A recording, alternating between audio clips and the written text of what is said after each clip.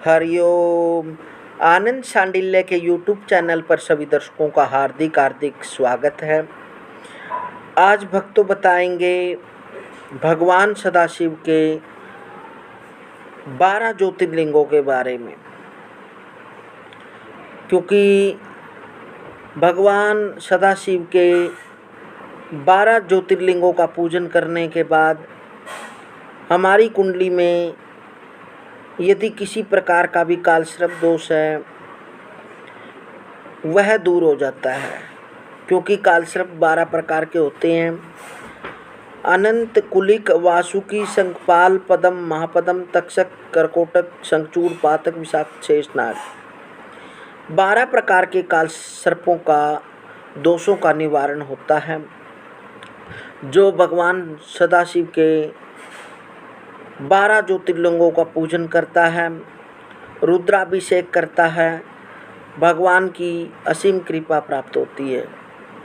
12 ज्योतिर्लिंग प्रतिष्ठित हैं, जो कि उनके दर्शन मात्र से ही पाप नष्ट हो जाते हैं, पाप दूर हो जाते हैं।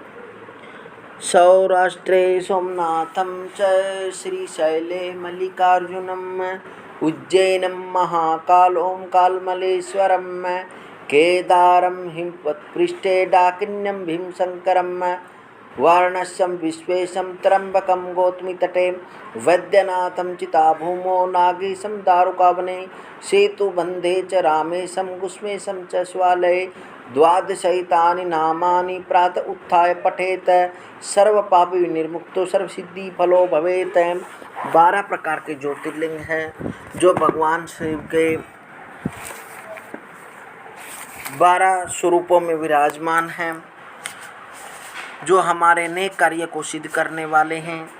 और जो भी भक्त इन स्थानों पर जाकर भगवान सदाशिव का रुद्राभिषेक करता है, उस पर भगवान सदाशिव की पूर्ण कृपा प्राप्त होती है और भगवान सदैव उनके कार्य सिद्ध करते हैं।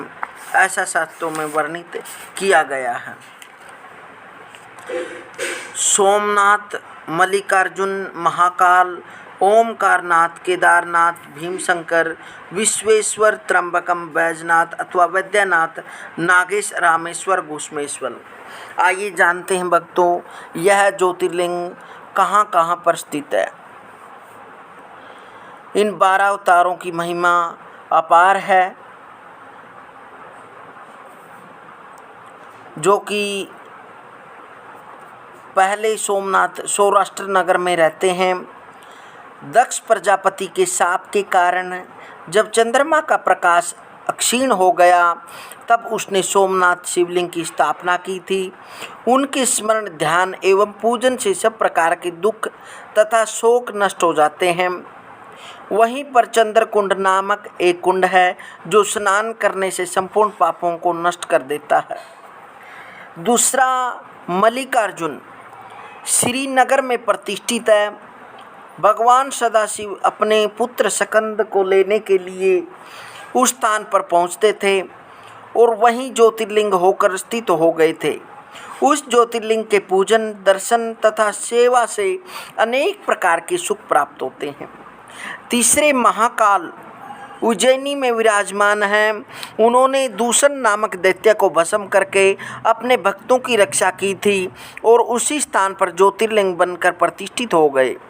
उनका दर्शन, सेवन तथा पूजन भी दोनों लोकों में आनंद प्रदान करने वाला है। चौथे, ओमकारनाथ विंध्याचल पर्वत पर प्रतिष्ठित हैं। वे भुक्ति तथा मुक्ति को प्रदान करने वाले हैं। उनके दर्शन से बड़े बड़े पाप भी नष्ट हो जाते हैं।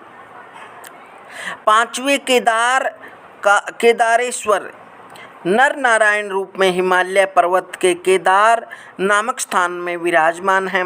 वे भारत खंड के स्वामी हैं। उनकी सेवा करने से भी संसारिक सुखों की प्राप्ति होती है तथा अपवित्र प्राणी भी उनके दर्शन पाकर पवित्र हो जाता है। छठे, भीमशंकर भीम आदि पर्वत पर विराजमान हैं। उन्होंने अपने भक्तों की रक्षा के निमित्त भीम नामक दैत्य का संहार किया था। उनका सेवन, पूजन तथा दर्शन संपूर्ण आनंद मंगलों को देने वाला है। सातवें विश्वेश्वर काशी में विराजमान हैं। वे मुक्ति, भुक्ति आदि संपूर्ण वस्तुओं को प्रदान करते हैं। उनका दर्शन एवं पूजन करने से परम पद प्राप्त होता है। उनकी पूरी काशी में निवास करने वाला कोई भी प्राणी नरकगामी नहीं होता। वे अपने भक्तों की संपूर्ण कामनाओं को पूरा करते हैं। आठवें त्र्यंबक गौतमी नदी के तट पर विराजमान हैं। उन्होंने गौतम के पाप को नष्ट करने के निमित्त अवतार लिया था। उनके दर्शन से सब प्रकार के पाप नष्ट हो जाते हैं।